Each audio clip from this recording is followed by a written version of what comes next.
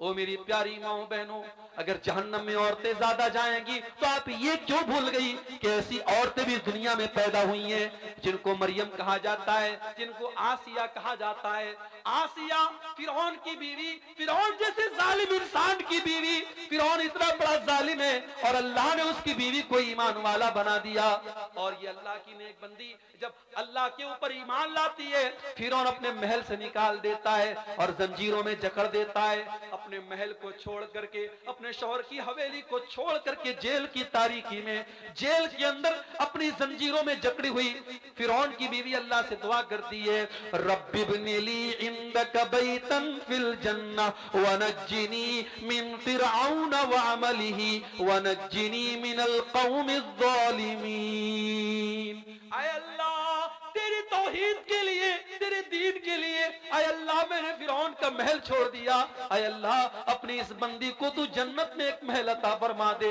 आय अल्लाह, इस जालिम फिरौन से मुझको नजात दे।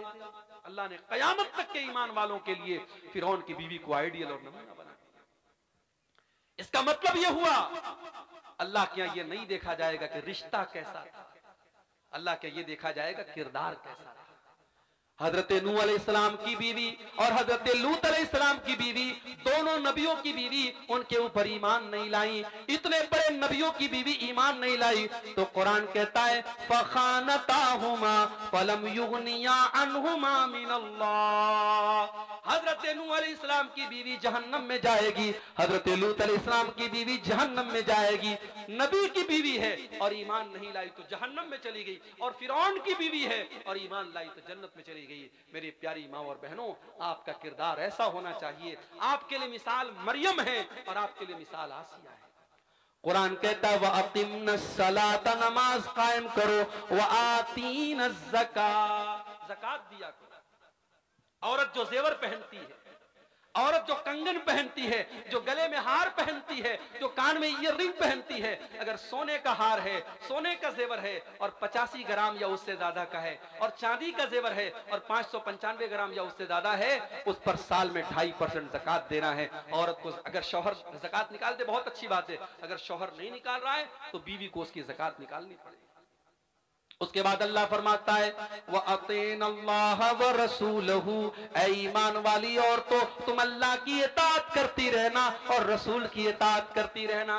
इन्नमा युरीदुल्लाहु लियुज़हिबा अन्कुमुर रिज्सा अहलल बैति व युतहिरकुम तत्हीरा।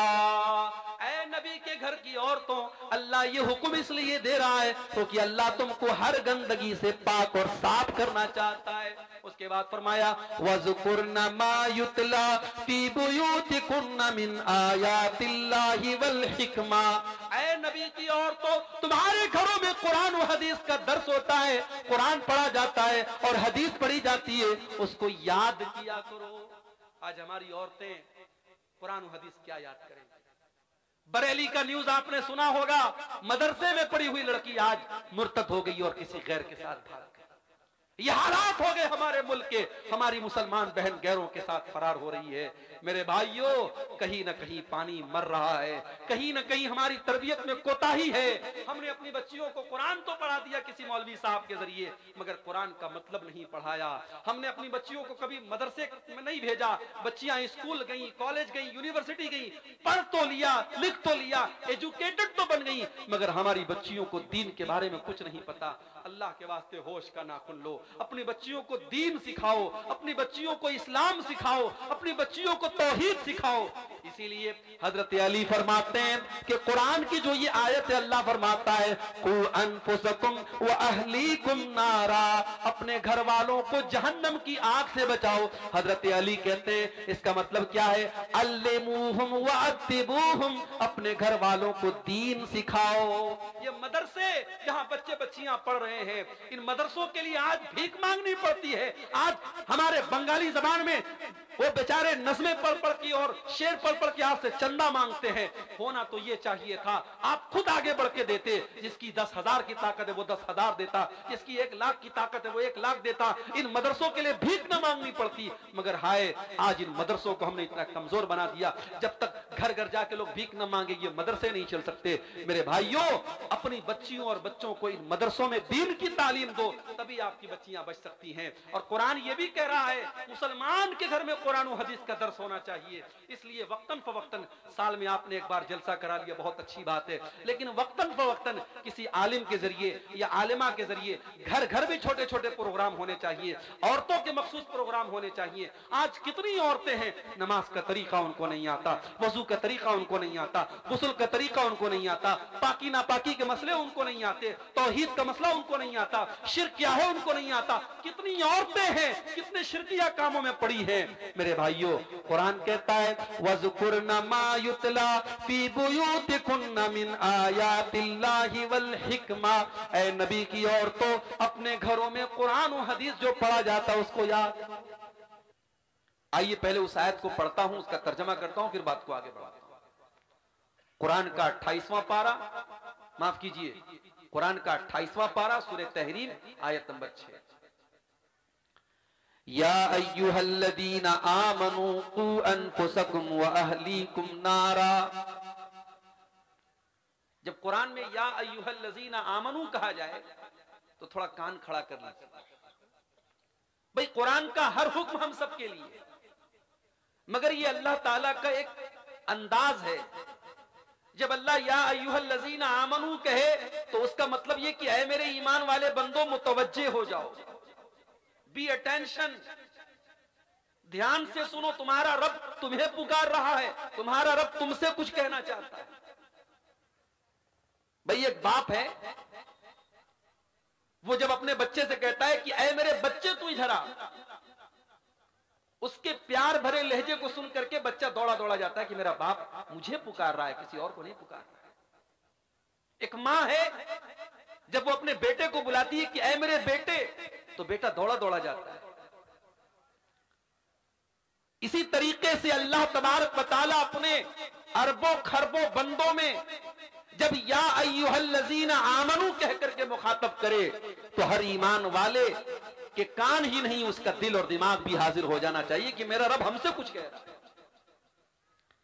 या अय्युहल्लज़ीना आमनू, ऐ वो लोगों जो ईमान लाए हो, कू अनफुसकुम, अपने आप को बचाओ, व अहलीकुम, और अपनी फैमिली को, अपने परिवार को, अपने घर वालों को बचाओ, अपने बीवी बच्चों को बचाओ, अपने अहले खाना को बचाओ, अपने परिवार को बचाओ। किस चीज से? नारा, आग से।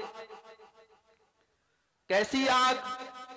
फरमाया वक़ूदुहन्नास वल हिजारा, ऐसी आग से बचाओ जिस आग का ईंधन इंसान और पत्थर होंगे। वो पेट्रोल से नहीं जलेगी, वो डीजल से नहीं जलेगी, वो कोयले से नहीं जलेगी, वो लकड़ियों से नहीं जलेगी। वक़ूदुहन्नास वल हिजारा, उस आग का ईंधन इंसान और पत्थर होंगे। आए अल्लाह, दुनिया में हम बहुत दौलत वाले थे, अगर किसी गैर कानूनी काम में पुलिस वाले पकड़ के लेके चले जाते थे, हम रिश्वत दे करके छूट जाया करते थे। अदालत तक मामला पहुंचता था, हम अदालतों में जाकर के वकीलों से बात करके सेटिंग कर लिया करते थे। अगर और ऊपर के लेवल का मामला आता था, हम जज से सौदेबाजी कर लेते थे। आए अल्लाह, ये तेरी जेल है, ये तेरी सजा है जहन्नम। अय अल्लाह, जहन्नम की आग में अगर बंदा चला गया तो क्या वहां पर भी रिश्वत चलेगी? क्या वहां पर भी सेटिंग हो जाया करेगी? क्या वहां पर जहन्नम के जो चौकीदार होंगे, जो जहन्नम के जेलर होंगे, तो वो किसी की दौलत देख करके मरूब हो जाएंगे, किसी का रुतबा देख करके मरूब हो जाएंगे? फरमाया नहीं नहीं, अलैहा मलाइकतुन गिलाजुन शिदादुन ला यासून अल्लाह। जहन्नम के दारोगा इंसान नहीं होंगे, जहन्नम के दारोगा फरिश्ते होंगे, और फरिश्ते गुनाह नहीं करते, फरिश्ते अल्लाह की नाफरमानी नहीं करते। जहन्नम के दारोगा बड़े टाइट होंगे, बड़े सख्त होंगे, बड़े स्ट्रिक्ट होंगे, और अल्लाह जितना हुक्म देगा वो उतना उसको पूरा करेगा। अब ये कुरान की आयत मैंने आपके सामने पढ़ी। इसमें जिस बात की तरफ मैं आपका ध्यान आकर्षित करना चाहता हूं, आपकी तवज्जो चाहता हूं, अल्लाह ने यह कहा कि अपने आप को बचाओ और अपनी फैमिली को बचाओ। ऐसा क्यों कहा अल्लाह? अल्लाह डायरेक्ट ये बोल देता अपने आप को जहन्नम की आग से बचाओ, फैमिली का जिक्र क्यों किया? क्योंकि हर इंसान की जिंदगी में उसके परिवार की बड़ी अहमियत है। इंसान किसी अच्छी जगह जाता है, सोचता है बीवी बच्चों को लेके जाऊं। इंसान कोई अच्छी चीज खाता है, सोचता है अपनी मोहतरमा के लिए भी लेते चलूं, अपने बच्चों के लिए भी लेते चलूं। हज करने जाता है, बीवी को लेके जाता है, उम्रा करने जाता है, बीवी को लेके जाता है। परिवार को हम बहुत चाहते हैं, बहुत मोहब्बत करते हैं। जिस परिवार से हम इतनी मोहब्बत करते हैं, जिस फैमिली से हम इतना प्यार करते हैं कि उसी फैमिली को सुख पहुंचाने के लिए दिन रात एक किए रहते हैं। सुबह जब से नींद खुलती है, रात को बिस्तर पे जाने तक अपने बदन का एक एक कतरा, अपने पसीने का एक एक कतरा अपने परिवार के लिए हम बहाते हैं। मजदूरी करने वाला, नौकरी करने वाला, बिजनेस करने वाला अपना दिमाग खपा रहा है, अपने जिस्म को थका रहा है, किसके लिए? अपने परिवार के लिए, अपने बच्चों के लिए। अल्लाह फरमाता है कि ऐ मेरे बंदो, जिस परिवार से तुम इतनी मोहब्बत करते हो, जिस फैमिली से इतना प्यार करते हो, क्या तुम ये चाहोगे तुम्हारा बेटा कल जहन्नम की आग में जल जाए, तुम्हारी बेटी कल जहन्नम की आग में चली जाए, तुम्हारी बीवी जहन्नम की आग में चली जाए? क्या तुम ये पसंद करोगे? कू अनफुसकुम व अहलीकुम नारा, ऐ ईमान वालों, अपने आप और अपने बच्चों को जहन्नम की आग से बचाओ। अरे आग में जाना तो बड़ी दूर की बात है, हम तो ये भी पसंद नहीं करेंगे हमारे बच्चों को हल्की सी खरोंच भी आए और हम चैन से बैठे रहें। इसी बिहार में मेरा प्रोग्राम था, कई साल पहले की बात है। मेरी बड़ी बेटी उस वक्त 6-7 साल की थी। मेरी अहलिया का फोन आया।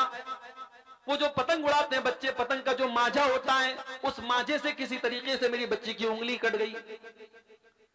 मैं बिहार में बैठा हूं प्रोग्राम में, माए औरतें कमजोर दिल की होती हैं, उसकी उंगली में कट लग गया, खून बहने लगा। मेरी अहलिया रोने लगी, आंसू बहने लगे। फोन किया उसने मुझे।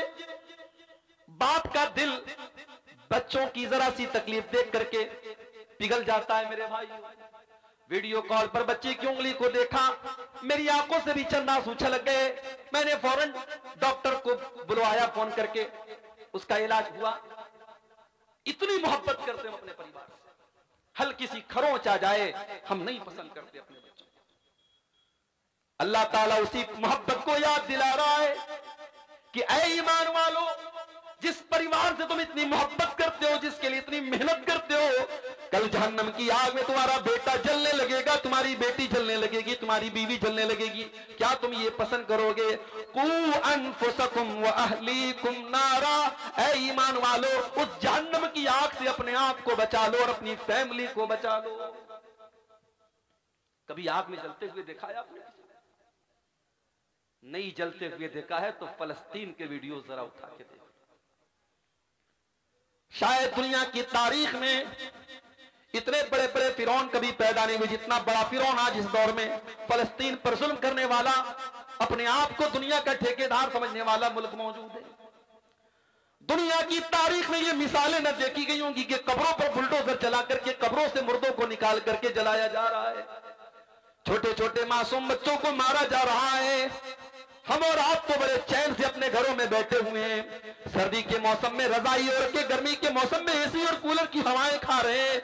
वहां हमारे फलस्तीनी भाई कई महीनों से हजारों की तादाद में मारे जा चुके और मारे जा रहे हैं। उनके घरों को जलाया जा रहा है, उनके ऊपर मिसाइल के हमले हो रहे हैं। आग कैसी होती है जरा उनसे पूछ लो मेरे भाई। आग, जब कोई इंसान आग में जलता है ना, उसकी डेड बॉडी जब आप देखेंगे, कमजोर दिल और दिमाग का आदमी तो देख ही नहीं पाएगा, बेहोश हो जाएगा।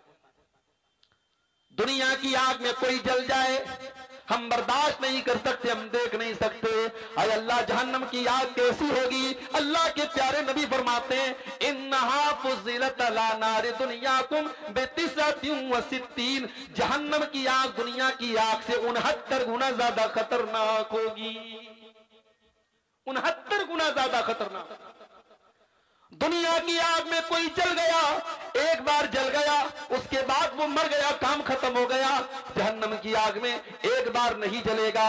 इन्नल्लज़ीना कफरू बिआयातिना सौफ नुस्लीहिम नारा कुल्लमा नज़िजत जुलूदुहुम बद्दलनाहुम जुलूदन गैरहा। हम जहन्नमियों को जब जहन्नम में डालेंगे, हम बार बार उनकी चमड़ी को जलाएंगे। एक बार जब उनकी चमड़ी जल जाएगी, हम दूसरी चमड़ी चला देंगे और फिर से उनको जलने की तकलीफ देंगे। बार बार वो जलने की तकलीफ को झेलेंगे। हालात ये हो जाएंगे कि जहन्नमी कहेंगे जहन्नम के दारोगा से, कालू या मालिकू लियक़्दी अलैना रब्बुका। जहन्नमी कहेंगे, ए जहन्नम के दारोगा, ए मालिक, अपने रब से कह दे कि हमारा काम तमाम कर दे। ये जहन्नम की तकलीफ हमसे बर्दाश्त नहीं होती, ये जहन्नम का दुख हमसे बर्दाश्त नहीं होता। जहन्नम का दारोगा कहेगा, क़ाल इन्नकुम माकिसून, ऐ जहन्नमियों, अब इस जहन्नम में हमेशा तुमको रहना है, अब यहां मौत आने वाली नहीं है, अब बार बार तुमको जहन्नम की तकलीफ झेलना है। अल्लाह कह रहा है कि अपने घर वालों को जहन्नम की आग से बचाओ।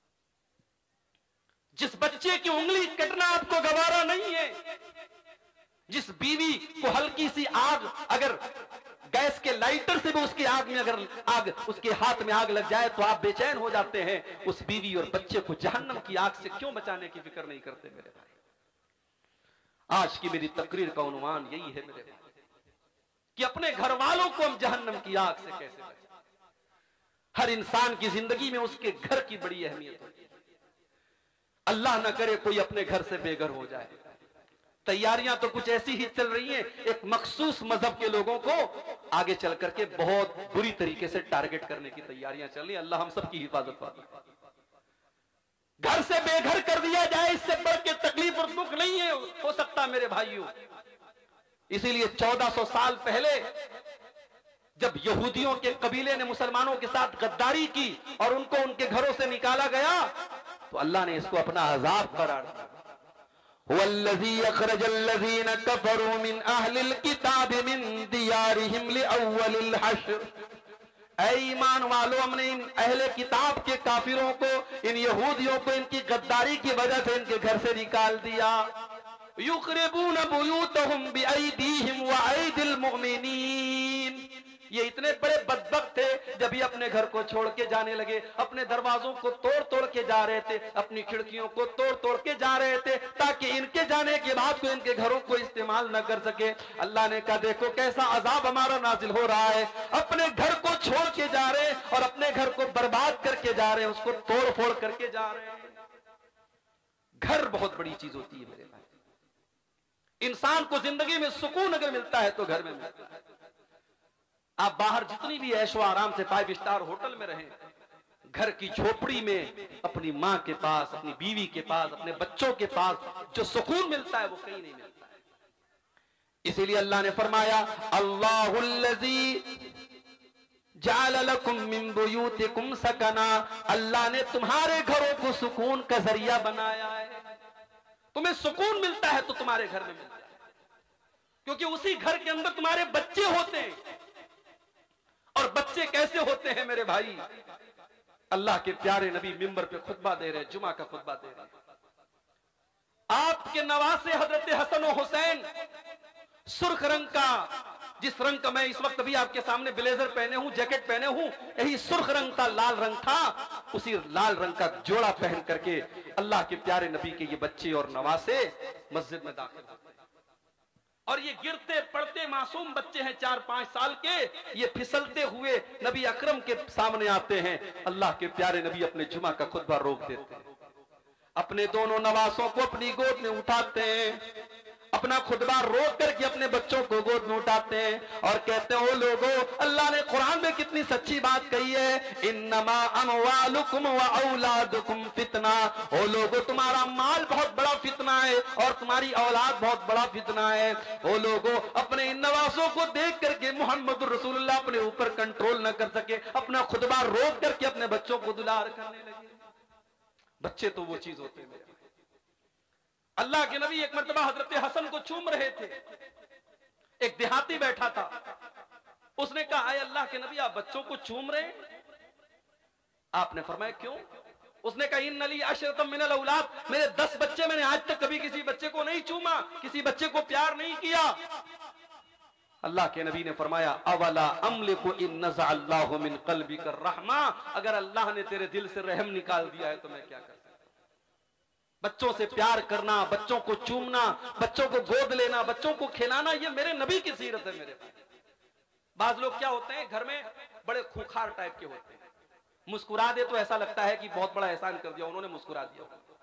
एकदम खड़ूस बन करके घर में आते हैं और बड़े फख्र से कहते हैं, साहब मेरे बच्चे तो मुझे देख के डर जाते हैं, मेरी बीवी मुझको देख के डर जाती है। ये कोई अच्छी बात नहीं है, आपकी बीवी आपको देख के डर जाती है। मेरे नबी की सीरत नहीं है। मेरे नबी की सीरत यह है कि बच्चे आपको देख करके खुश हो जाते थे, बीवी आपको देख करके खुश हो जाती थी। तो घर में सुकून मिलता है।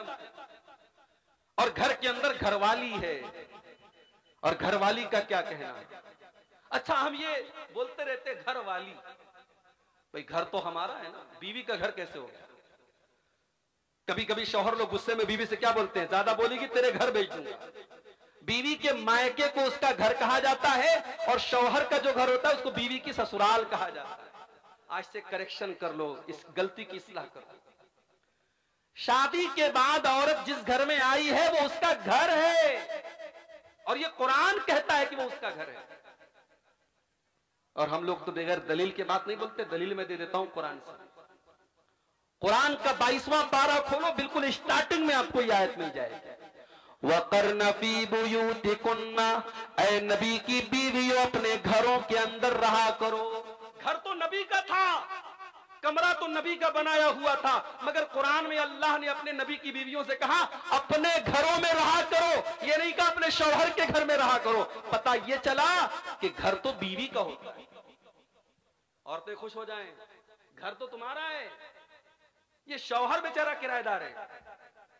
ये 24 घंटे में आप गौर करें, बीवी 24 घंटे में कभी कोई काम से चली गई, मार्केट चली गई, कोई किसी के यहाँ रिश्तेदारी में चली गई, वरना 24 घंटे में 20 घंटे 22 घंटे तो बीवी घर में रहती है। शौहर कितने घंटे रहता है भाई? शौहर रात में सोता है घर में, दिन में कारोबार के लिए, बिजनेस के लिए, नौकरी के लिए बाहर रहता है, उसका तो बहुत कम टाइम घर में होता है। इसलिए घर की असल मलका तो बीवी है, इसलिए औरत को घरवाली कहा जाता है और बिल्कुल सही कहा जाता है। इसीलिए अल्लाह के नबी औरत के बारे में ये फरमाते हैं कि जब तुमको अपने घर की इस्लाह करनी है, घर को बेहतर बनाना है, तो घर वाली अच्छी लाना। मुझसे पहले शायद कोई आलिम दीन तकरीर कर रहे थे औलाद के ऊपर, औलाद की तरबियत कैसे करनी चाहिए, औलाद को कैसे सुधारना चाहिए, इस पर तकरीर कर रहे थे। मैं थोड़ी बहुत बांग्ला मुझे भी आती है, अल्पो अल्पो बांग्ला हमें बुझते पारी, थोड़ी थोड़ी हम भी समझते हैं। तो इससे ऐसा महसूस हुआ कि औलाद की तरबियत पर वो बोल रहे हैं। मैं आपको बताऊं कि औलाद की तरबियत का ताल्लुक, अभी औलाद दुनिया में नहीं आई है, आपका रिश्ता तलाश किया जा रहा है, औलाद की तरबियत तो यहीं से शुरू हो जाती है। जब आपकी माँ आपके लिए रिश्ता तलाश करने जाए तो बोल दो अपनी माँ से कि माँ गरीब घर की बच्ची ले आना, थोड़ी शक्लो सूरत 19 हो ले आना, बहुत ऊंचा खानदान ना हो ले आना, मगर माँ दीनदार बीवी मेरे लिए लाना, नेक बीवी मेरे लिए लाना, क्योंकि मेरे बच्चों की माँ नेक होनी चाहिए। अल्लाह के नबी फरमाते हैं तुनकहुल मरातुल अर्बईन, जब औरत का निकाह होता है तो 4 चीजें औरत के अंदर देखी जाती हैं।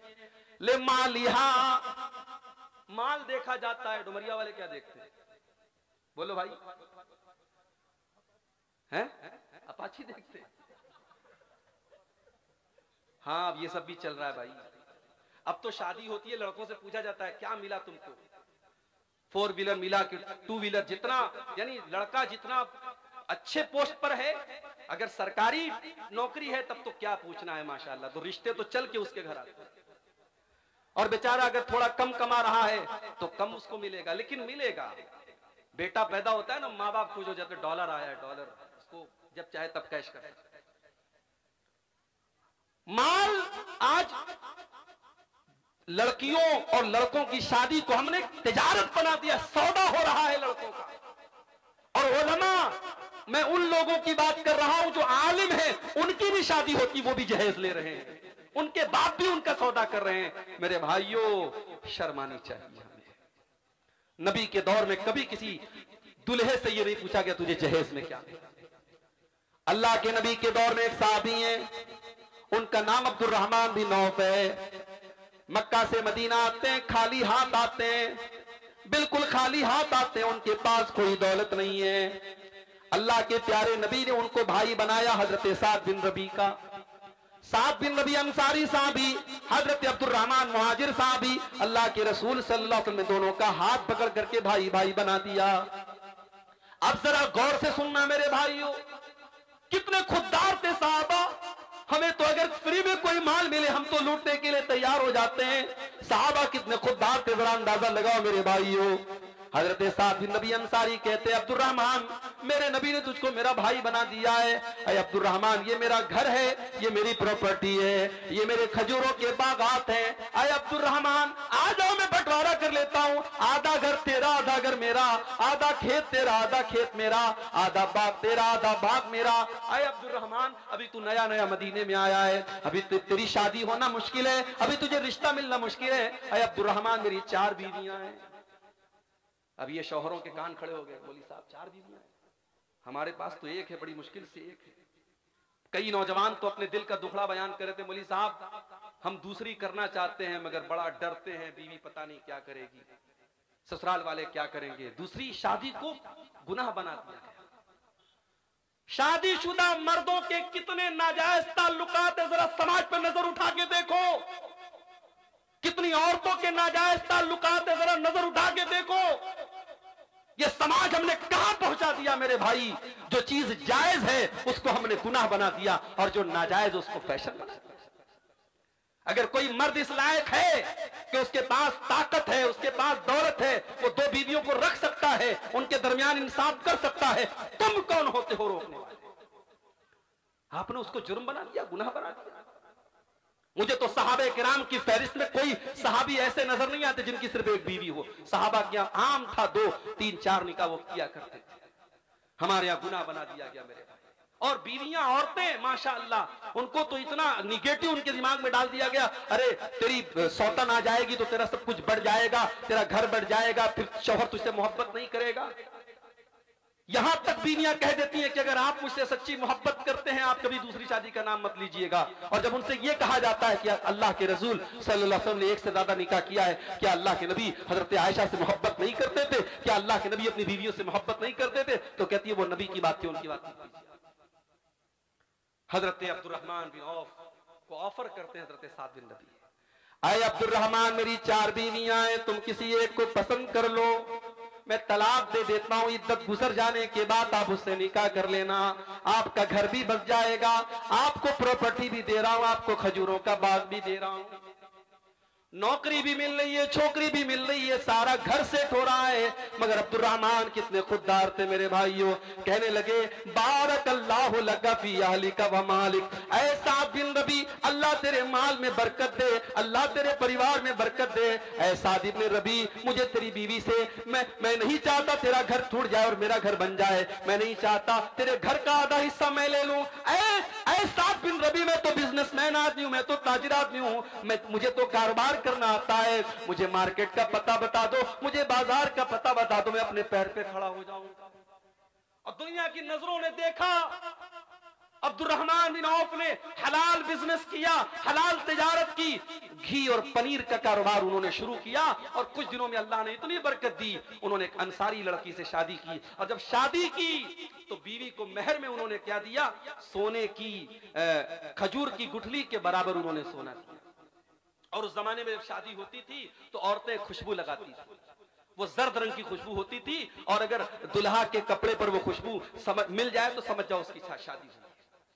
जैसे हमारे आजकल हल्दी लगाई जाती है, शादी के पहले हल्दी की बाकायदा अब तो रस्म होने लगी है। पता नहीं आपके इलाके में क्या हाल है। अब कहीं कहीं बाकायदा हल्दी के नाम से फंक्शन होता है, लड़के लड़कियां हल्दी रंग का कपड़ा पहनते। हराम है ये गैरों की मुशाबाहत है। जाके इंटरनेट पर सर्च कर लो, ये हल्दी का ताल्लुक ये बाकायदा एक मजहब से है। एक मजहब के अंदर उसको पवित्र बताया गया, उसको मुबारक बताया गया है। अगर ये समझ करके आप हल्दी लगा रहे हैं तो फिर ये हराम हो जाएगा मेरे भाई। और आप बाकायदा उससे एक फंक्शन बना के कर रहे हैं, उसमें नाच गाना तक भी हो रहा है। तो हजरत अब्दुर्रहमान ने निकाह किया, उनके कपड़े पर जर्दी लगी। अल्लाह के प्यारे नबी सल्लल्लाहु अलैहि वसल्लम की नजर पड़ गई। आप समझ गए कि अब्दुर्रहमान ने शादी की। कहा अब्दुर्रहमान क्या तुमने शादी की है? हाँ अल्लाह के नबी मैंने शादी की है। आपने फरमाया तुमने बीवी को मेहर में क्या दिया?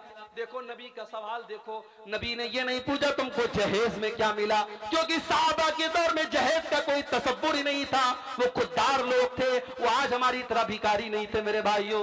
वो नौजवान कितना बड़ा भिखारी है, वो अच्छी नौकरी कर रहा है, अच्छा पैसा कमा रहा है, मगर वो इतना बड़ा भिखारी है जब तक ससुराल से बेड न मिले वो रात में सोएगा नहीं, जब तक ससुराल से फ्रिज न मिले वो ठंडा पानी न पिएगा, जब तक ससुराल से उसको गाड़ी न मिले वो रोड पर गाड़ी न चलाएगा। अरे तू इतने पैसे कमाने के बावजूद एक नंबर का तो भिखारी बना हुआ है। अल्लाह के नबी अपने साहबी से सवाल करते हैं तूने अपनी बीवी को मेहर में क्या दिया? फरमाया नवातम मिन ज़हब, अय अल्लाह के रसूल मैंने अपनी बीवी को खजूर की गुठली के बराबर सोना दिया है।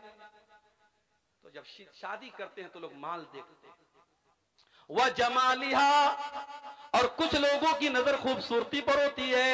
माँ चाहती है मेरी बहू ऐसी आए, पूरे गांव में पूरे इलाके में तारीफ हो, बहुत खूबसूरत बहू आई है। सिर्फ खूबसूरती देखी जाती है, सिर्फ रंग देखा जाता है। अगर अच्छी लड़की देख के आए, सब कुछ अच्छा है, दीनदार है, नमाजी है, पर्दा करने वाली है, लेकिन रंग थोड़ा सा दबा है, तो माँ करके कहती है रिश्ता तो बहुत अच्छा था लेकिन लड़की का रंग थोड़ा सा दबा हुआ था, लड़की की हाइट थोड़ी सी कम थी। ओ लोगों, इन छोटी छोटी चीजों को तवज्जो न दो।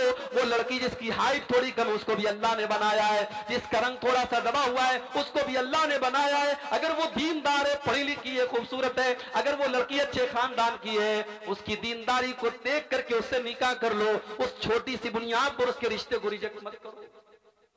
अल्लाह के नबी कहते कुछ लोग खूबसूरती देखते और कुछ लोग वले हसबिहा, उसका खानदान देखते हैं, हमारी बिरादरी से मैच करती है कि नहीं, हमारे कबीले से मैच करती है कि नहीं, जिस खानदान से हम उस खानदान से मैच करती है कि नहीं। वले दीनिहा, और कुछ लोग लड़की की दीनदारी देखा करते हैं। अल्लाह के नबी फरमाते फज़फर बिज़ातिद्दीन, जब तुम लड़की देखने जाओ तो दीनदार लड़की देखो, दीनदार बीवी अपने घर में लेके आओ, तुम कामयाब हो जाओगे।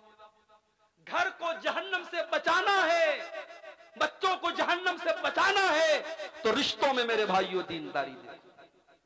और जब लड़की के लिए लड़का देखने जाओ तब भी दीनदारी देखो। और मैं एक बड़ी पॉइंट की बात बता रहा हूं अपनी बहनों से, किसी बेदीन से शादी करने से बेहतर है, किसी बेदीन की एक लौती बीवी बनने से बेहतर है किसी दीनदार की एक और दूसरी बीवी बन जाए, तीसरी बन जाए। वो इंसान जिसके पास दीन नहीं है, जिसके पास अखलाक नहीं है, वो आज नहीं तो कल तुम्हें पछताने पर मजबूर कर देगा। इमाम हसन बसरी के पास एक आदमी आया, उसने कहा इमाम साहब मेरी बेटी बहुत खूबसूरत है, बहुत अच्छी है, पढ़ी लिखी है, कसूरा खुत्ताब हुआ, मेरी लड़की के लिए बहुत सारे रिश्ते आ रहे हैं, मैं अपनी बेटी की शादी किससे करूं? गौर से सुनना, इमाम हसन बसरी जवाब देते हैं कि अपनी बेटी की शादी ज़व्विजहत तक़ी, अपनी बेटी की शादी किसी मुत्तकी इंसान से कर दो, किसी ऐसे इंसान से कर दो जो मुत्तकी हो, जो परहेजगार हो, जो अल्लाह से डरने वाला हो। क्योंकि ऐसा इंसान जब तुम्हारी बेटी से शादी करेगा, इन अहब्बहा अकरमहा, अगर तुम्हारी बेटी से मोहब्बत करेगा तो इज्जत देगा, वह इन करिहा, और अगर किसी वजह से मियाँ बीवी में निभाव ना हो सका, अगर मियाँ बीवी में मोहब्बत ना हो सकी, तो आपकी बेटी को वो जलील नहीं करेगा। दीनदार इंसान को अपना दामाद बनाओ। इसीलिए अल्लाह के प्यारे नबी फरमाते हैं इज़ा खतब इलैकुम मिम्मन तरज़ौन दीनहु व खुल्क़हु, जब तुम्हारी बेटी के लिए ऐसा रिश्ता है, लड़का दीनदार है, लड़का अच्छे अखलाक वाला है, फज़व्विजूहु, तो जल्दी से निकाह कर दो। ये मत देखो कि ज्यादा कमाता है कि नहीं कमाता है, हमारे बराबर के लोग हैं कि नहीं, पक्का मकान बनाए कि नहीं बनाए, सरकारी नौकरी है कि नहीं है। अगर लड़का दीनदार है, अगर लड़का अच्छे अखलाक वाला है, अपनी बेटी की शादी उस लड़के से कर दो।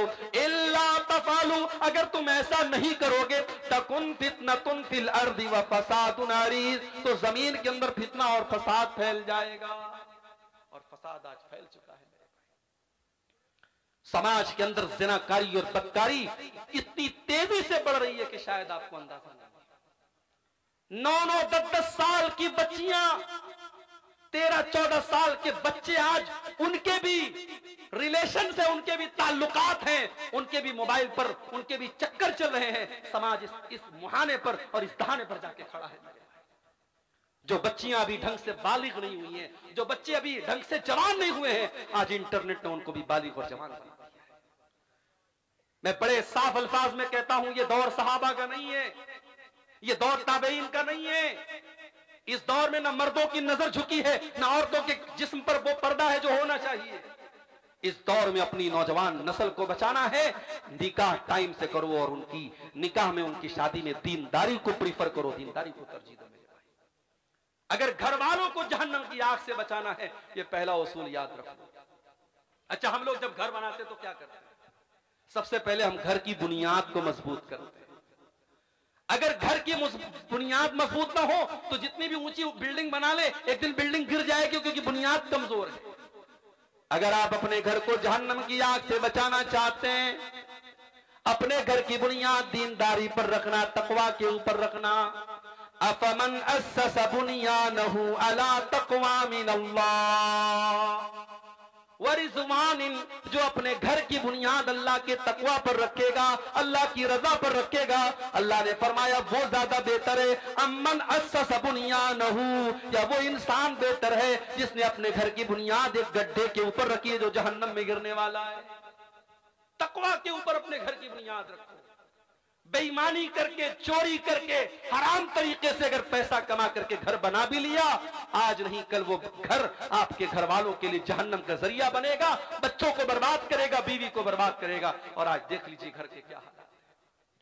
कई सास बहू का मसला चल रहा है, कई देवर भाभी का मसला चल रहा है, कई ननद और भाभी में झगड़ा चल रहा है, कई देवरानी जेठानी में मसला चल रहा है। आज घरों में झगड़े हैं, लड़ाई है, बरकत नहीं है, सुकून नहीं है, चैन नहीं है, क्योंकि बुनियाद गड़बड़ है, बुनियाद तकवा पर नहीं है, बुनियाद दीनदारी पर नहीं है। अगर घर वालों को जहन्नम की आग से बचाना है, घर के गार्जियन को चाहिए कि वो अपनी जिम्मेदारी को समझे। रात को 12 बजे लड़का अगर घर में आ रहा है, बाप की जिम्मेदारी है, पूछे तू कहां था। रात को जो लड़का 12 बजे आएगा, सुबह 5 बजे फजर की अजान में उसकी नींद कैसे खुलेगी। जवान बेटी रात को 2 बजे व्हाट्सएप पर चैटिंग कर रही है, माँ की जिम्मेदारी है वो देखे वो किससे बातें कर रही है रात को 2 बजे। कौन सी ऐसी बात है जो रात को 2 बजे हो रही है। बाप ने 10,000 का मोबाइल दिलाया, लड़की कॉलेज में पढ़ने जाती है, उसके पास 60,000 का 70,000 का आईफोन आ जाता है। क्या माँ बाप का ये फर्ज नहीं बनता वो पूछे, मैंने तो 10,000 का तुझे मोबाइल दिलाया था, ये 50,000 का आईफोन तेरे पास कहां से आया। वो लोग अगर गार्जियन हो, अगर बाप हो, अगर माँ हो, अगर तरबियत करते हो तो तरबियत करने का हक अदा करो, वरना कान खोल करके सुन लो, माँ के कदमों के नीचे जन्नत जरूर है और बाप जन्नत का दरवाजा जरूर है। लेकिन अगर माँ ने माँ होने का हक अदा न किया, अगर बाप ने बाप होने का हक अदा न किया, तो अल्लाह के नबी ये भी फरमाते हैं कि जिसके कंधे पर अल्लाह ताला ने कोई जिम्मेदारी डाली और उस जिम्मेदारी को उसने सही तरीके से पूरा नहीं किया, हर्रमल्लाहु अलैहिल जन्ना, उस इंसान के ऊपर जन्नत हराम हो जाएगी। उस बाप के लिए जन्नत हराम है, उस मां के लिए जन्नत हराम हो जाएगी जिसने अपने मां होने का और अपने बाप होने का हक और फर्ज नहीं अदा किया। क्रिसमस का त्योहार अभी हमारे ईसाई भाइयों ने मनाया।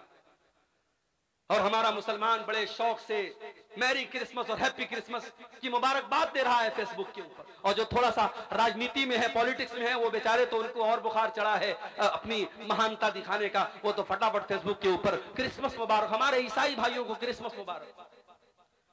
क्रिसमस का त्योहार क्यों मनाया जाता है मालूम है? क्रिसमस का त्योहार मनाने वाला ये अकीदा रखता है कि 25 दिसंबर को हजरत ईसा पैदा हुए जो अल्लाह के बेटे थे। हमारा अकीदा ये नहीं है मेरे भाई। हमारे अकीदे के मुताबिक ये कुफ्र है, ये अल्लाह को गाली देना है, ये अल्लाह की तौहीन है कि अल्लाह का किसी को बेटा करार दिया जाए। अल्लाह बड़े गुस्से में फरमाता है कुरान में, वक़ालु इत्तख़ज़र रहमानु वलदा लक़द जीतुम शैअन इद्दा तकादुस समावातु यतफ़त्तरन मिन्हु व तनशक़्क़ुल अर्दु व तख़िर्रुल जिबालु हद्दा अन दअू लिर्रहमानि वलदा। ये लोग कहते कि रहमान ने बेटा जना है, रहमान का बेटा है। अरे तुम कितनी गंदी बात अपने मुंह से निकाल रहे हो, इतनी खतरनाक बात अपने मुंह से निकाल रहे हो कि आसमान फट जाए और जमीन फट जाए और पहाड़ गिर जाए तो ये उतनी बड़ी बात नहीं है जितनी बड़ी बात ये है कि तुम अल्लाह का बेटा किसी को करार दे रहे हो। अल्लाह को गाली देना है, अल्लाह को बुरा भला कहना है, ये अगर कोई कहता है कि अल्लाह का बेटा है और आप उसको मुबारकबाद दे रहे हैं। हाँ, जाओ अपने ईसाई भाई से मोहब्बत करते हो, अगर उससे तुम्हें ताल्लुक और लगाव है तो जाकर के उसको कुरान से हजरत ईसा की पैदाइश का वाकया सुना देना, उसको हजरत मरियम का वाकया सुना देना। मरियम पैदा हुई, मरियम की मां ने नजर मानी कि अल्लाह अगर तूने मुझे बेटा दिया, उस बेटे को मैं तेरी राह में लगा दूंगी, उस बेटे को मैं बैतुल मुकद्दस का खादिम बनाऊंगी। हाय हाय, आज वो माएँ दुनिया से खत्म हो गई जो अपने बच्चों को दीन के रास्ते में लगाया करती थी। आज तो माँ का सपना क्या है, अय अल्लाह मुझे ऐसा बेटा दे जो डॉक्टर बन जाए, जो इंजीनियर बन जाए, जो वकील बन जाए, जो जज बन जाए, जो पुलिस ऑफिसर बन जाए। मेरे भाइयों, अगर माँ का ये सपना है कोई गलत बात नहीं है, मगर वो माएँ समाज से खत्म हो गई जो ये चाहत रखती थी कि अल्लाह मेरा बेटा कुरान का हाफिज बन जाए, अय अल्लाह मेरा बेटा दीन का आलिम बन जाए, अय अल्लाह मेरा बेटा दीन की खिदमत करने वाला बन जाए। इमाम बुखारी रहमतुल्लाह अलैह, उनकी मां का वाकया, उनकी सीरत लिखने वालों ने लिखा है, इमाम बुखारी की अभी उम्र बहुत कम थी, बहुत छोटे से थे, 4-5 साल के थे। एक मर्तबा इमाम बुखारी बहुत बीमार हो गया, बुखार चढ़ गया उनको, और बुखार ऐसा चढ़ा, इतना सख्त बीमार हो गए इमाम बुखारी, उनकी आंखों की रोशनी चली गई। उनकी मां का बड़ा सपना था मेरा बेटा नबी की हदीसों का आलिम बने, नबी की हदीसों को याद करे, नबी की हदीसों का प्रचार प्रसार करे। मां ने देखा बच्चे की आंखें चली गई, मां रात में मुसल्ले पर बैठ गई, तहज्जुद की नमाज पढ़ करके अल्लाह की बारगाह में दुआ करती कि अल्लाह मेरा बच्चा अंधा हो चुका है, मेरे बच्चे की बीमारी चली गई है, अरे अल्लाह मेरा बच्चा कैसे तेरे नबी की हदीसों को याद करेगा, कैसे वो किताबों का मुताला करेगा। अरे अल्लाह अपनी इस बंदी की, इस दुखियारी बंदी की दुआ को सुन ले, अरे अल्लाह मेरे बच्चे की बीमारी को लौटा दे। हाय हाय, माँ की दुआ में बड़ी ताकत होती है मेरे भाई। उस माँ ने रात की तारीकी में जो दुआ की, अल्लाह ने उस दुखियारी माँ की दुआ को कबूल किया। माँ तहज्जुद पढ़ करके सो गई, ख्वाब में हजरत इब्राहिम अलैहिस्सलाम की ज़ियारत हुई और हजरत इब्राहिम ने कहा कि है इमाम बुखारी की माँ, मोहम्मद बिन इस्माइल की माँ, तेरे बच्चे की बीनाई को अल्लाह ताला ने लौटा दिया है। माँ ने फौरन आंखें खोली और देखा इमाम बुखारी रहमतुल्लाह अलैह बिल्कुल सही तरीके से देख रहे हैं। ये करामत थी हजरत इमाम बुखारी की माँ की और उनकी। मेरे प्यारे साथियों, ये माएँ थी जो अपने बच्चों के लिए फिक्र किया करती थी।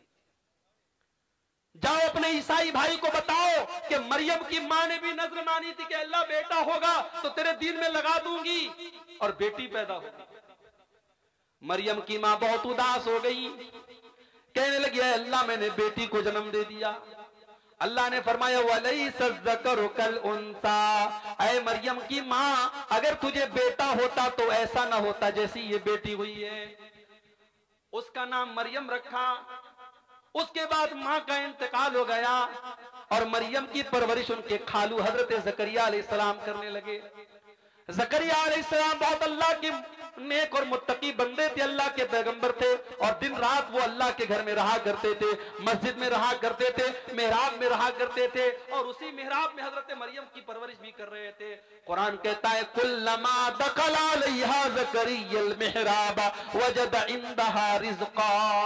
हजरत ज़करिया जब मस्जिद में आते हैं तो क्या देखते हैं? अनार का मौसम नहीं और मरियम के पास अनार मौजूद है, आम का मौसम नहीं आम मौजूद है, सेब का मौसम नहीं सेब मौजूद है, जिस फल का मौसम नहीं वो फल मौजूद है। काल अन्ना लकी हाज़ा या मरियम, कहते हैं मरियम तेरे पास ये फल कहां से आया? कालत हुवा मिन इंदिल्लाह, मरियम कहती है कि ऐ खालू जान ये फल अल्लाह ताला की तरफ से आया है।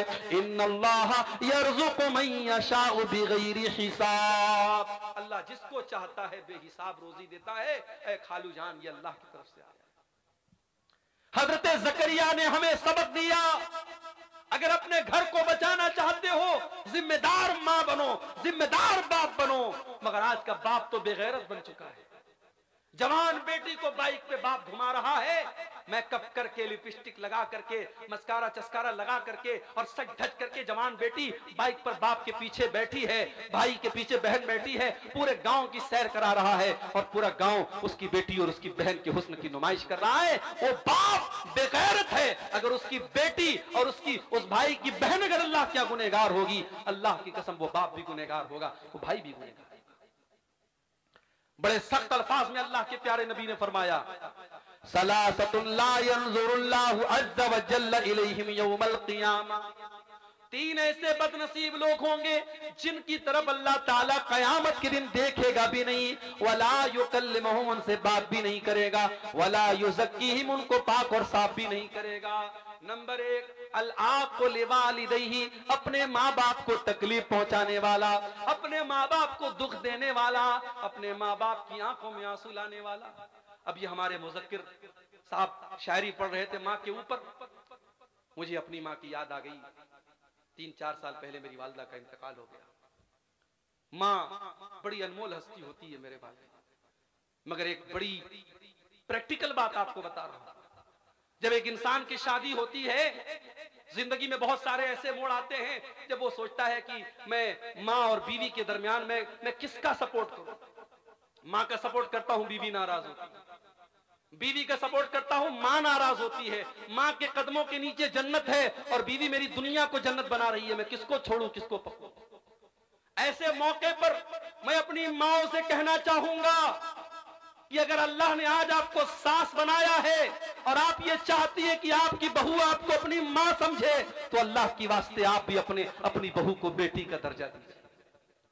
हम समाज में ये अजीब मेयार देखते हैं कि दामाद और बहू जो काम करें, सास अगर बेटी के घर पहुंची, बेटी चाय बना रही है, दामाद बच्चे को गोद में खिला रहा है, बीवी का सपोर्ट कर रहा है, बीवी की मदद कर रहा है, तो सास कहती है माशाल्लाह मेरा दामाद बड़ा नेक है, मेरी बेटी का बड़ा साथ देता है। और वही औरत जब घर में आती है और अपने बेटे को देखती है बहू का सपोर्ट कर रहा है, कहती है मेरा बेटा तो बिल्कुल जोरू का गुलाम बना चुका है। डबल स्टैंडर्ड क्यों है, डबल मेयार क्यों है? जो चीज आपकी बहू आपकी बेटी और दामाद के लिए सही थी, वो आपकी बहू और आपके बेटे के लिए गलत कैसे हो गई? मेरी माँ, आपको भी समझदारी से काम लेना पड़ेगा। घर को टूटने से बचाना है तो एक माँ को ये सोचना पड़ेगा, कल मेरा बेटा कुंवारा था, कल उसकी जिंदगी में कोई औरत नहीं थी, कल जितना मुझको समय देता था, कल मुझे मेरा जितना ख्याल रखता था, अब उसकी जिंदगी बट गई है, अब उसकी जिंदगी में एक औरत बीवी बन के आई है, अब वो मुझे उतना समय नहीं दे पाएगा, अब कुछ चीजों में मुझे कॉम्प्रोमाइज करना पड़ेगा। जब तक एक माँ ये नहीं समझेगी, माँ बेटे का रिश्ता पहले के जैसा नहीं होगा। और अगर समझदारी से काम नहीं लिया उस सास ने और उस बेटे ने, कितने घरों में हम देखते हैं कि शौहर अपनी बीवी के सपोर्ट में माँ से लड़ने लगता है, माँ को गालियां तक लोग दे देते हैं, माँ को बुरा भला भी कह देते हैं। मेरे भाइयों, एक माँ की बड़ी जिम्मेदारी होती है। अपने घर को बचाना है तो समझदारी से काम करो और आगे बढ़ो।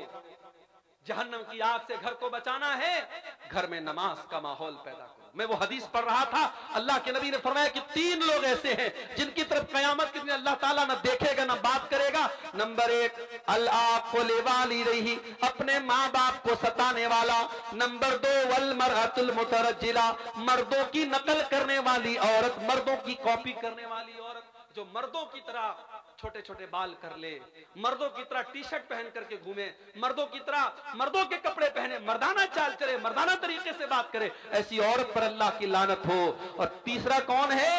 अद्दयूस, वो बेगैरत मर्द, वो बेगैरत बाप, वो बेगैरत शौहर, वो बेगैरत भाई, अल्लज़ी युक़िर्रु फ़ी अहलिल खुबुस, जिसके घर में बेपर्दगी हो रही है, जिसके घर में बेहयाई हो रही है और उसको कोई फर्क नहीं पड़ रहा है।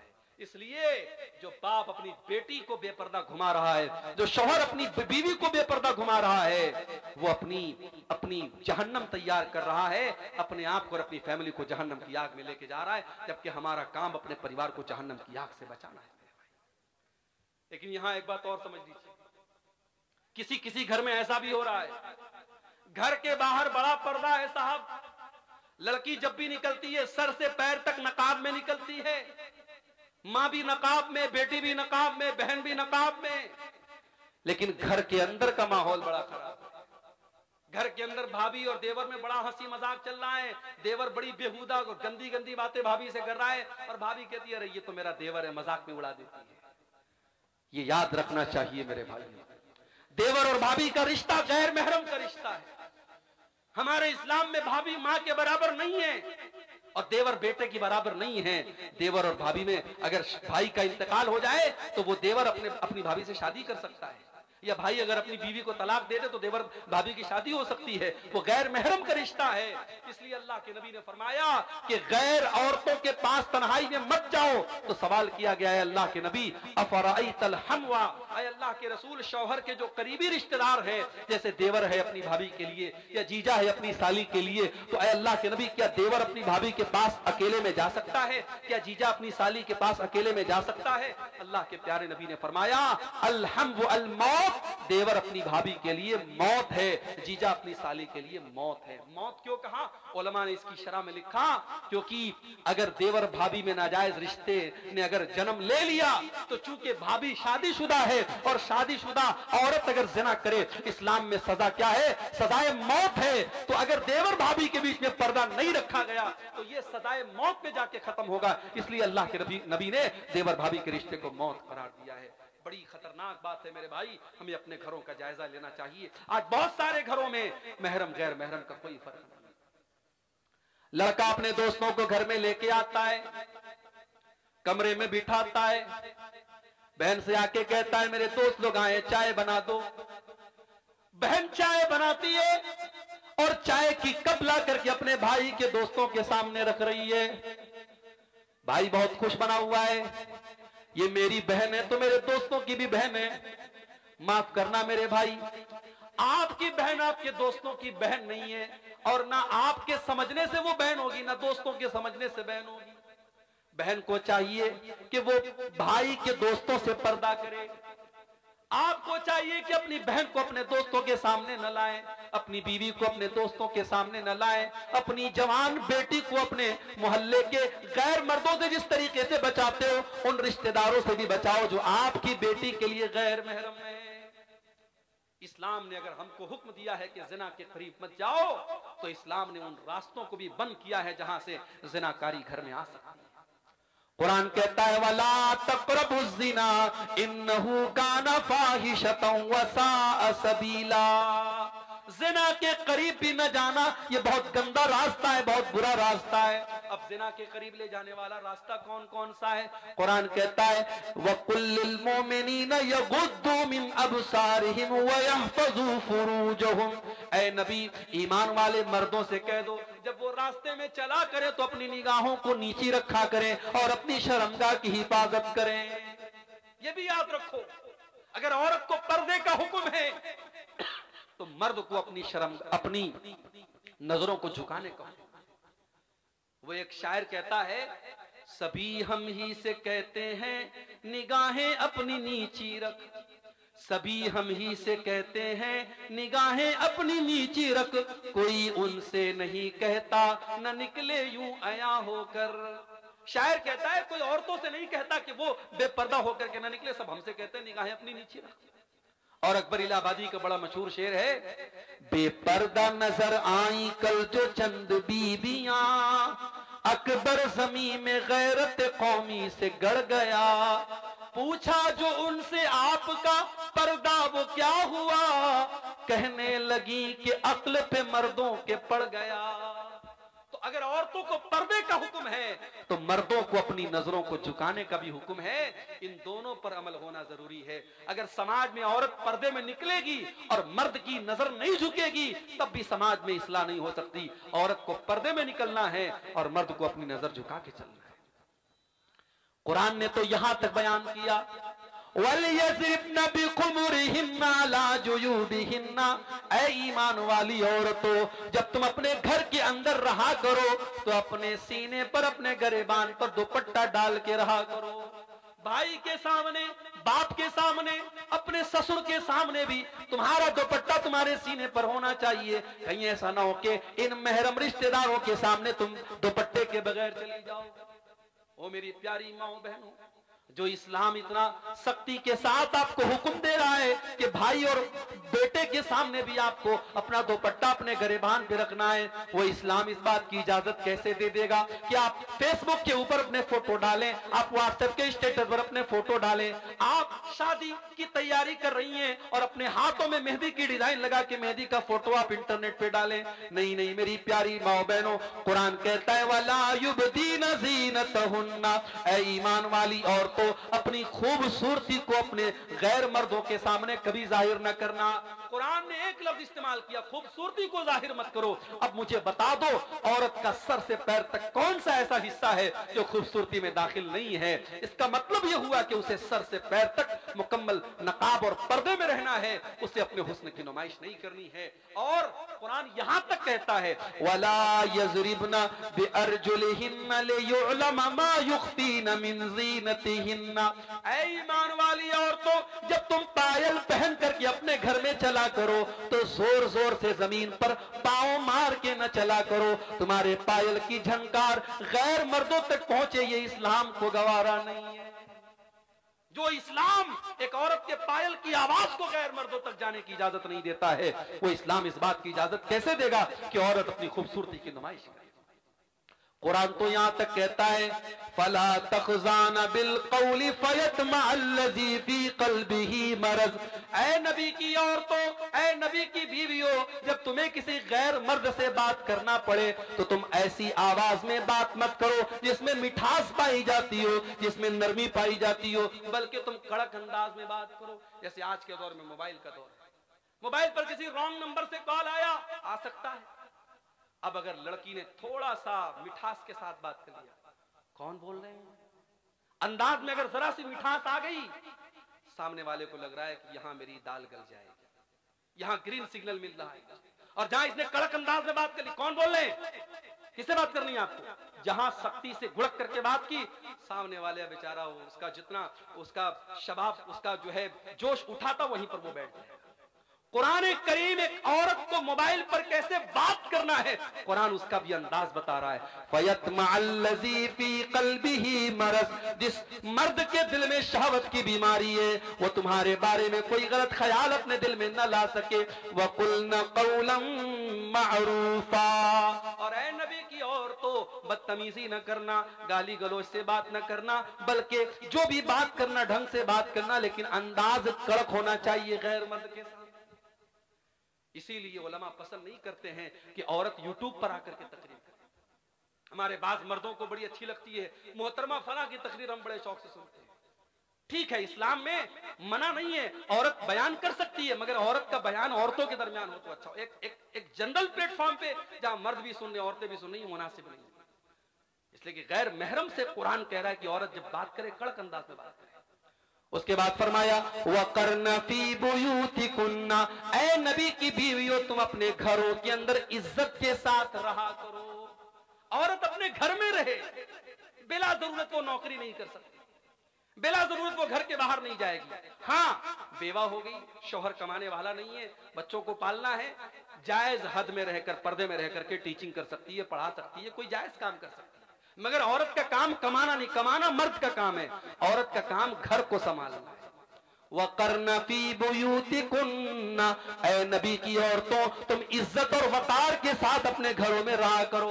वला तबर्रजन तबर्रुजल जाहिलियतिल ऊला, और जब तुम्हें घर के बाहर निकलना पड़े, कहीं शादी में जाना पड़े, किसी फंक्शन में जाना हो, किसी प्रोग्राम में जाना हो, जलसे में जाना हो, कहीं पर भी तुमको जाना हो, बन संवर करके, बंठन करके, अपने हुस्न की नुमाइश करके न निकलना, जैसे दौरे जाहिलियत में औरतें निकला करती थी।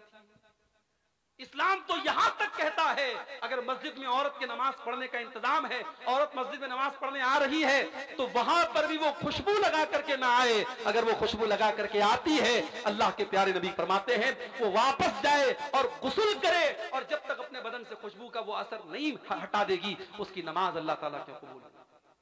इस्लाम इस मामले में इतना सख्त है। उसके बाद फरमाया व अक़िम्न सलाता व आतीन ज़काता, ऐ ईमान वाली औरतों, नमाज कायम किया करो। अरे मौली साहब, छोटा सा बच्चा है, पेशाब कर देता है, यहां बेचारा शौहर महीने में 3-3 हजार रुपया बच्चे के पैम्पर पर खर्च कर रहा है, तब भी उसको कहती है कि पेशाब कर देता है, नमाज कैसे पढ़ूंगी। हजरत फातिमा ने क्या हसन हुसैन की परवरिश न की थी? क्या हजरत खदीजा ने अपनी बेटियों को पाला नहीं था? मेरी प्यारी माँ बहनों, उस जमाने में पैम्पर भी नहीं था, उस जमाने में लकड़ी जला करके आग जला करती थी, उस जमाने में गैस का चूल्हा भी नहीं था, उस जमाने में कपड़े हाथ से धोए जाते थे, उस जमाने में वॉशिंग मशीन नहीं थी। आज तो अल्लाह ने बहुत सारी नेमतों से आपको नवाजा है, आज तो गांव देहात में भी ये नेमतें पहुंच चुकी हैं। मेरी प्यारी माँ बहनों, नमाज पढ़ने में कोई बहाना न करना। नमाज अपने टाइम से आपको पढ़ना है, जैसे मर्दों के ऊपर नमाज फर्ज है, आपके ऊपर भी नमाज फर्ज है। बल्कि मैं तो कहता हूं, औरत के लिए जन्नत में जाना ज्यादा आसान काम है। आज तक आपने वो हदीस सुनी है, औरतें जहन्नम में ज्यादा जाएंगी, औरतें बेचारी एकदम डर गई, हम लोग जहन्नम में ज्यादा जाएंगे। लेकिन औरत जन्नत में भी जा सकती है, बहुत आसान तरीका बता रहा हूं, 4 काम कर ले, औरत जन्नत में चली जाएगी। अल्लाह के प्यारे नबी फरमाते हैं, अय्युमम्रातिन सल्लत खम्सहा व सामत शहरहा व अताअत ज़ौजहा व अहसनत फरजहा, जो औरत 5 टाइम की नमाज की पाबंदी करे, रमजान का रोजा रखे, अपने शौहर की इताअत करे और अपनी इज्जत व आबरू की हिफाजत करे, दखलत मिन अय्यि अबवाबिल जन्नति शाअत, जन्नत के 8 दरवाजे उसके लिए खोल दिए जाएंगे। अय अल्लाह की नेक बंदी, तू जिस गेट से जन्नत में जाना चाहे जा सकती है। और आखिरी 2 बात बयान करके बात खत्म कर रहा हूं, क्योंकि आप सर्दी में बैठे हैं, मुझे एहसास हो रहा है, मैं इस स्टेज पर बैठा हूं, यहाँ लोग बैठे हैं, सर्दी कम महसूस हो रही है, आपको ज्यादा महसूस हो रही होगी। 2 बातें और आपके सामने रखता हूं। घर को अगर जहन्नम की आग से बचाना है मेरे भाई, घर में मोहब्बत पैदा हो, बीवी अपना हक अदा करे, शौहर अपना हक अदा करे। आज शौहर आते हैं, मौली साहब ऐसी तकरीर कीजिए, औरत एकदम मेरी खिदमत गुजार बन जाए। औरतें ये चाहती है ऐसी खिदमत, ऐसी तकरीर करे कि शौहर बिल्कुल उनके ताबेदार हो जाएं। बीवी चाहती है शौहर उसका हक अदा करे, शौहर चाहता बीवी उसका हक अदा करे। आओ अपने नबी के पास चलते हैं। अल्लाह के प्यारे नबी सल्लल्लाहु अलैहि वसल्लम से पूछा गया, अय्युन निसाई खैर, अय अल्लाह के नबी, कौन सी औरत सबसे अच्छी औरत है? बड़े गौर से सुनना मेरी माओ, रात भर आपने तहज्जुद पढ़ लिया होगा, हो सकता है आपने हर महीने 3-3 नफली रोजे रखे होंगे, हो सकता है आप रोजाना 5-5 पारे कुरान की तिलावत करती होंगी, मगर अल्लाह के नबी से जब पूछा गया कि कौन सी औरत सबसे अच्छी औरत है, नबी ने फरमाया 3 क्वालिटी जिसके अंदर पाई जाए, 3 चीजें जिस औरत के अंदर पाई जाए वो सबसे अच्छी औरत है। अल्लती तसुर्रुहु इज़ा नजर, जब शौहर देखे तो खुश हो जाए। या तो उल्टी बात, शौहर घर में आता है, बाल बिखरा है, कपड़े महक रहे हैं पसीने से, तेल की बदबू आ रही है, मसाले की बदबू आ रही है। हाँ, शादी में जाना है तो 1 घंटे वो पूरा मेकअप करेगी, पूरे चेहरे पर क्रीम पोतेगी और पाउडर लगाएगी। और आजकल तो माशाल्लाह ऐसा ऐसा मेकअप चल रहा है कि अगर औरत जो है उसके मोबाइल पर अगर वो फेस लॉक लगा ले और मेकअप करके अपने मोबाइल पर फेस वो ओपन करने की कोशिश करे तो मोबाइल कहेगा मोहतरमा कौन है आप।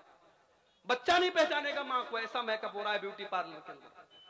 तो शौहर के लिए कोई मेकअप नहीं कर रही है, जबकि तेरे मेकअप का हकदार तेरा शौहर है। जब तुझको मालूम है मेरा शौहर रात को 10 बजे आता है, 9 बजे बैठ जा मिरर के सामने, आईने के सामने, और अपने आप को इतना सजा ले, इतना सवार ले, इतना खूबसूरत बना ले कि शौहर जब बाहर की टेंशन लेके आए और बीवी का चेहरा मुस्कुराता हुआ देखे, उसके बदन की खुशबू को महसूस करे, तो शौहर की सारी थकावट दूर हो जाए। अल्लती तसुर्रुहु इज़ा नज़र, जब शौहर देखे तो खुश हो जाए। दूसरी चीज, वह तुती उहु इज़ा अमर, जब शौहर कोई हुक्म दे तो माने। यहां तो होता हम क्यों माने, हम कोई उसकी नौकरानी है, नौकरानी की बात नहीं है।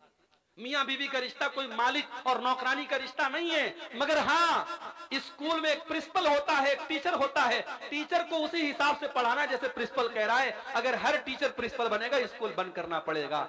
घर भी एक स्कूल है और घर का प्रिंसिपल मर्द है और औरत उसके अंडर में काम करेगी। अगर शौहर की कोई बात है तो बीवी को चाहिए कि माने। अल्लाह के नबी ने तो यहां तक कहा, देखिए ये हदीसें सुनकर के हमें अजीब लगता है, अल्लाह के नबी ने ऐसा क्यों कहा, मगर जब हम प्रैक्टिकल समाज में देखते तो हमको लगता है कि वाकई अल्लाह के प्यारे नबी ने बड़ी सच्ची बात की। आपने फरमाया, अगर शौहर अपनी बीवी को अपने पास बुलाए, बीवी को चाहिए अपने सारे काम छोड़ करके शौहर के पास जाए। वह इनकान तालत तन्नूर, यहां तक कि अगर वो चूल्हे पर रोटी पका रही है, चूल्हे पर है, तब भी वो जाए। ये कौन सी बात हुई, बिल्कुल बात हुई। शौहर अपनी बीवी से 24 घंटे कभी भी उसको अपने पास बुला सकता है, और अगर बीवी के पास कोई शरई उज़्र नहीं है तो बीवी को जाना चाहिए। और अगर बीवी इनकार करती है, अल्लाह के नबी फरमाते हैं, जिस बीवी का शौहर इस हाल में सो जाए कि बीवी को वो दावत दे और बुलाए और बीवी उसके पास जाने से इनकार कर दे, बिला कि कोई मजबूरी हो, कोई बीमारी हो, कोई बात तो अलग बात है। अगर बगैर किसी उज़्र के बीवी शौहर की बात मानने से इनकार कर दे, लानतहल मलाइकतु हत्ता तुस्बिहा, तो सुबह तक फरिश्ते उस औरत पर लानत करते हैं। लेकिन यहां ये बात याद रहे कि ये मामला मियां बीवी का जो मामला है ये एक तरफा नहीं है। अगर बीवी को चाहिए कि शौहर के जज्बात का ख्याल रखे, तो शौहर को भी चाहिए कि बीवी के जज्बात का ख्याल रखे। ये जोर जबरदस्ती का रिश्ता नहीं है, ये मोहब्बत का रिश्ता है, ये मानने मनवाने का रिश्ता है। और तीसरी चीज, वला तुखालिफहु फी नफ्सिहा व मालिही बिमा यकरा, बेहतरीन औरत की तीसरी निशानी कि वो औरत अपने माल, अपनी आबरू के सिलसिले में और शौहर के माल के सिलसिले में कोई ऐसा काम न करे जो शौहर को नापसंद है। शौहर की अलमारी की चाबी इसके हाथ लग गई, अब उड़ा रही है पैसा, शॉपिंग खूब कर रही है। अब शौहर ने वो पैसा किस जरूरत के तहत रखा है, शौहर को बगैर बताए उसका पैसा उड़ा रही है, गलत है। ये शौहर ने मना कर दिया, फला को घर में मत आने देना, उसको घर में आने दे रही, ये गलत है। तो शौहर की मर्जी का ख्याल रखे अपनी आबरू के सिलसिले में और अपने शौहर के माल के सिलसिले में कोई ऐसा काम न करे। अब आ जाइए दूसरी तरफ, अल्लाह के नबी के पास एक सहाबी आते हैं, मा हक़्क़ु ज़ौजती अहदिना अलैहि, ऐ अल्लाह के नबी, बीवी का हक हमारे ऊपर क्या है। आज कोई मर्द मौलवी से ये सवाल नहीं करता, सब ये चाहते हैं बीवी को मेरे साथ क्या करना चाहिए ये बताओ मौलवी साहब। लेकिन सहाबी उल्टा सवाल कर रहे हैं, मा हक़्क़ु ज़ौजती अहदिना अलैहि, ऐ अल्लाह के नबी, बीवी का हक हमारे ऊपर क्या है। आपने फरमाया, अन तुतइमहा इज़ा तइमता, जो तुम खाओ अपनी बीवी को खिलाओ। तुम बाहर खा रहे हो देसी मुर्गा और बीवी को घर में भात खिला रहे हो, तुम बाहर बेहतरीन चीजें खा रहे हो और बीवी को उससे महरूम करो नहीं, जो तुम खाओ बीवी को खिलाने की कोशिश करो।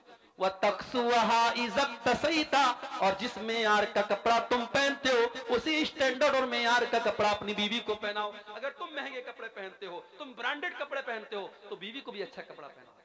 वला तज़रिबिल वजह, और कभी बीवी के चेहरे पर हाथ न उठाना, कभी बीवी के चेहरे पर न मारना। वला तुकब्बे, और कभी बीवी से गाली गलौज न करना। वला तहजुर इल्ला फिल बैत, और जितना भी झगड़ा हो जाए, मियाँ बीवी का झगड़ा घर के बाहर न जाए, उसको कभी घर के बाहर न निकालना।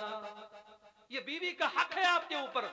और आप एक बात याद रखिए, आप माशाअल्लाह बड़े चेहरे पर शरई दाढ़ी है, माथे पर सजदे का निशान है, 5 टाइम की नमाज के आप पाबंद हैं, रात में तहज्जुद भी पढ़ते हैं, मगर एक चीज अगर आपके अंदर नहीं है, आप अपनी बीवी के साथ अच्छे शौहर नहीं हैं, तो आप अच्छे नहीं हैं मेरे भाई।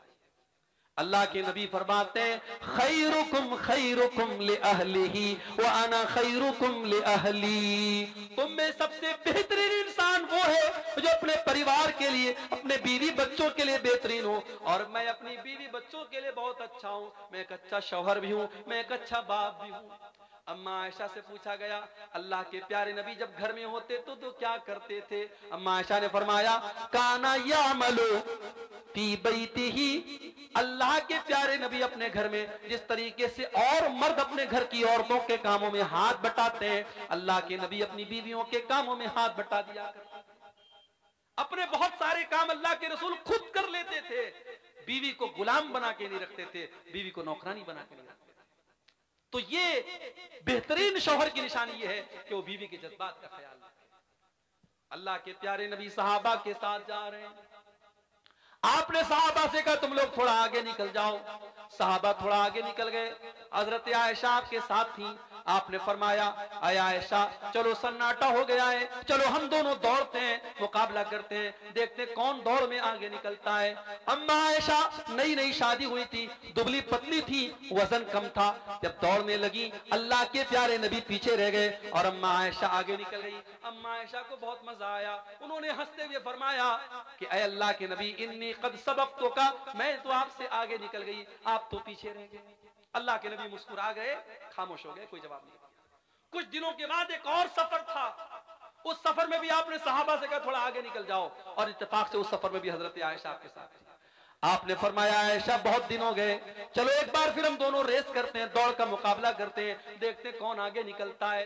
अम्मा आयशा फरमाती हैं, अब इस मर्तबा मैं थोड़ी मोटी हो गई थी, मेरा बदन थोड़ा फरबा हो गया था, मेरे बदन पे थोड़ी चर्बी आ गई थी। जब इस मर्तबा मैं दौड़ने लगी तो मैं पीछे रह गई और अल्लाह के प्यारे नबी आगे रह गए।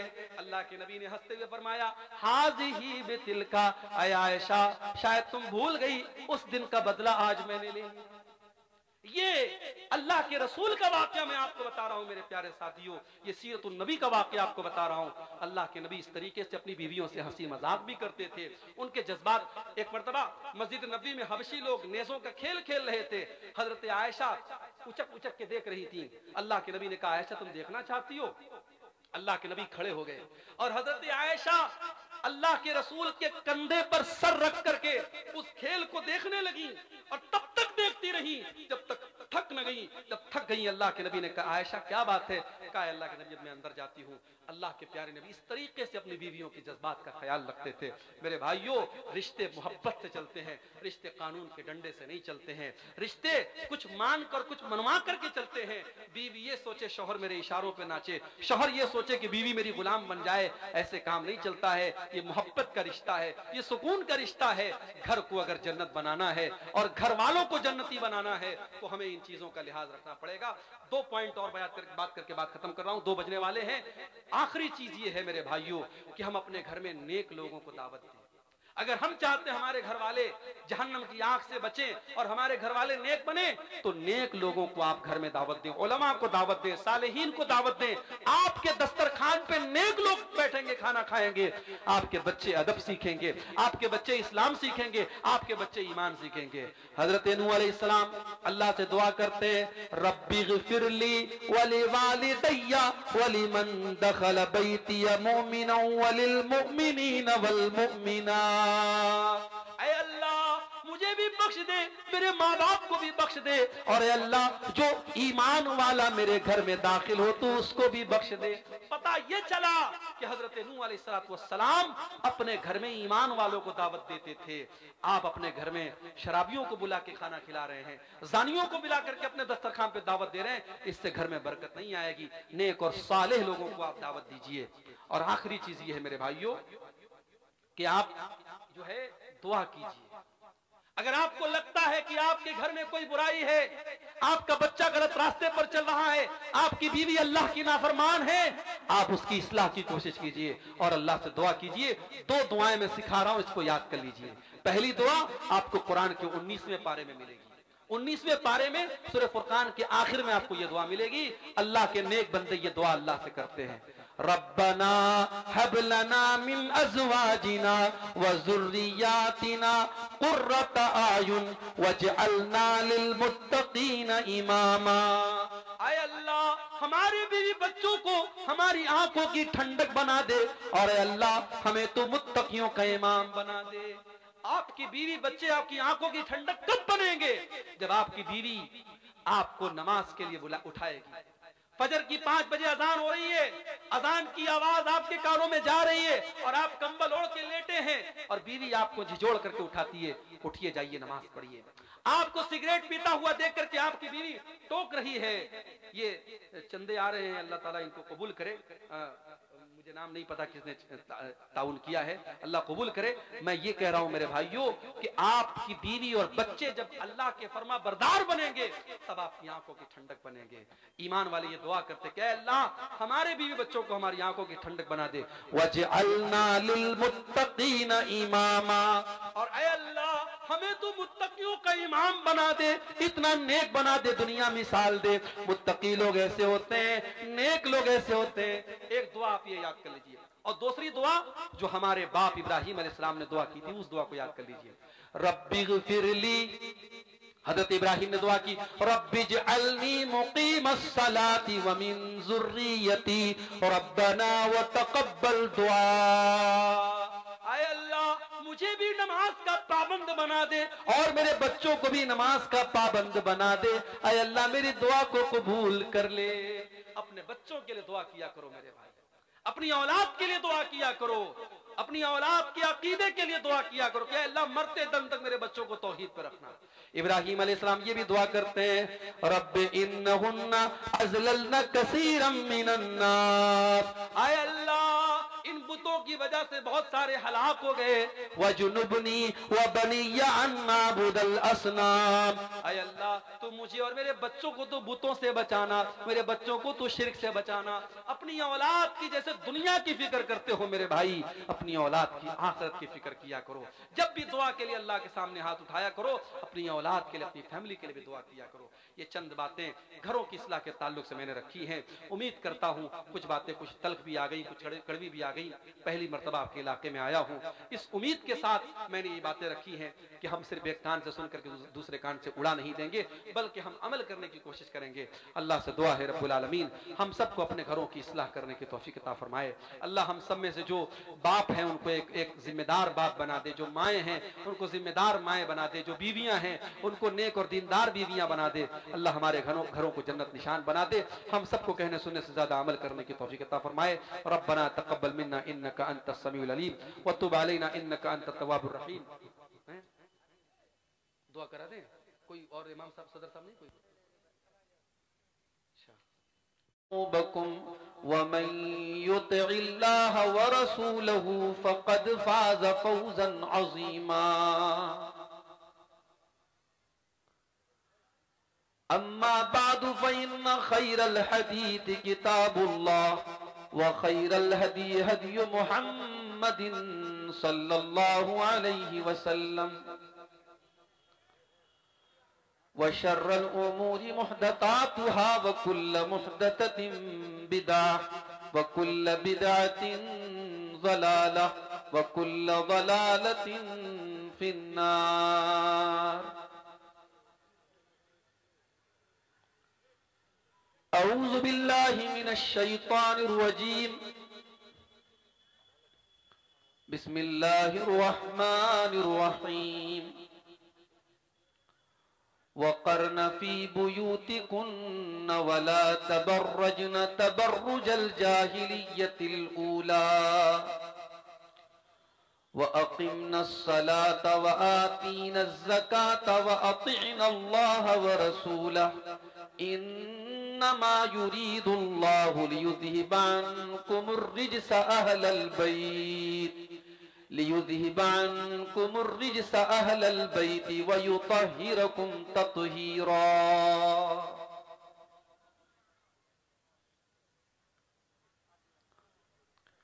फिक्र उक़बा की कर आज ही बेखबर, कल न कर कल का कोई भरोसा नहीं। बहुत अच्छा, बहुत खूब। कल न आया कभी और न आएगा कल, कल न आया कभी और न आएगा कल, कल तो कल एक पल का भरोसा नहीं। बहुत अच्छा, कल बहुत तो अच्छा। कल एक पल का भरोसा नहीं। कर इबादत खुदा की जवानी में तू, क्या बात है, क्या बात है। कल बुढ़ापा तेरे सर पे आ जाएगा। कुव्वते दस तो पा खत्म हो जाएगी, कुव्वते दस तो पा खत्म हो जाएगी, फिर इबादत का कोई भरोसा नहीं। कल न कर कल का कोई भरोसा नहीं। सुभान अल्लाह। नाज कितना था दौलत पे कारून को, भूल बैठा था वो दीनो ईमान को। खाक में मिल गई उसकी दौलत सभी, खाक में मिल गई उसकी दौलत सभी, ऐसी दौलत का कोई भरोसा नहीं। शद्दाद नाम का एक इंसान तारीख में गुजरा है, उसने अपनी एक मसनूई जन्नत बनाई थी, दुनिया में उसने जन्नत बनाई। शायर कहता है, रूह शद्दाद की जब निकाली गई, सैर बागे इरम की न उसको मिली। हाथ मलता गया और ये कहता गया, हाथ मलता गया और ये कहता गया, ऐसी जन्नत का कोई भरोसा नहीं। कल न कर कल का कोई भरोसा नहीं। बहुत खूब, बहुत अच्छा। आज 2023 की आखिरी रात है। आज रात पूरी दुनिया में जितनी शराब पी जाएगी, जितना जिना होगा, जितनी हराम कारियां होंगी, शायद साल में कभी नहीं होती। जबकि इंसान को यह मालूम नहीं है कि वो आज की रात पूरी गुजार सकेगा कि नहीं। वो अगले एक मिनट, अगले एक घंटे की गारंटी नहीं ले सकता। और इंसान नया साल मना रहा है। ये आखिरी शेर खास तौर से समाप्त फरमाएं। हमने माना अजल आएगी एक दिन, हमने माना अजल आएगी एक दिन, क्या पता कब कहां रूह परवाज हो। हमने माना अजल आएगी एक दिन, क्या पता कब कहां रूह परवाज हो। क्या पता कब कहां रूह परवाज हो। है मुकद्दर तो मिल जाए 2 गज जमी, है मुकद्दर तो मिल जाए 2 गज जमी, वरना तुरबत का कोई भरोसा नहीं। फिक्र उक़बा की कर आज ही बेखबर, कल न कर कल का कोई भरोसा नहीं। सदर मोहतरम, उलमाए किराम, मोहतरम बुजुर्गों, नौजवान साथियों, माँ और बहनों, प्यारे बच्चों, रात के तकरीबन 1:45 बज रहे हैं और सर्दी उम्मीद से ज्यादा है। जबरदस्त कोहरा पड़ रहा है, लेकिन ये आप हजरात की दीन से मोहब्बत है, उलमा से मोहब्बत है, कुरान और सुन्नत से मोहब्बत है कि आप हजरात इतनी तकलीफ और सर्दी उठा करके भी पिंडाल के नीचे बैठे। और हमारी माएँ बहनें भी अच्छी खासी तादाद में बैठी हैं। अल्लाह ताला हम सब की इस हाजिरी को कबूल फरमाए। अब तक उलमा ने जो बयानात किए हैं, अल्लाह ताला उन बातों पर हम सबको अमल की तौफीक अता फरमाए और हम सबको कहने सुनने से ज्यादा अमल की तौफीक। मेरे भाइयों, आज की तकरीर मैं कुरान करीम की एक आयत से शुरू करना चाहता हूं। कुरान करीम के 28वें पारे में सूरह तहरीम की आयत नंबर 6 में अल्लाह ताला ने हमें और आपको एक हुक्म दिया है। उसी हुक्म के ऊपर हम गौर करें और आज की मेरी पूरी तकरीर का खुलासा उसी एक आयत के अंदर।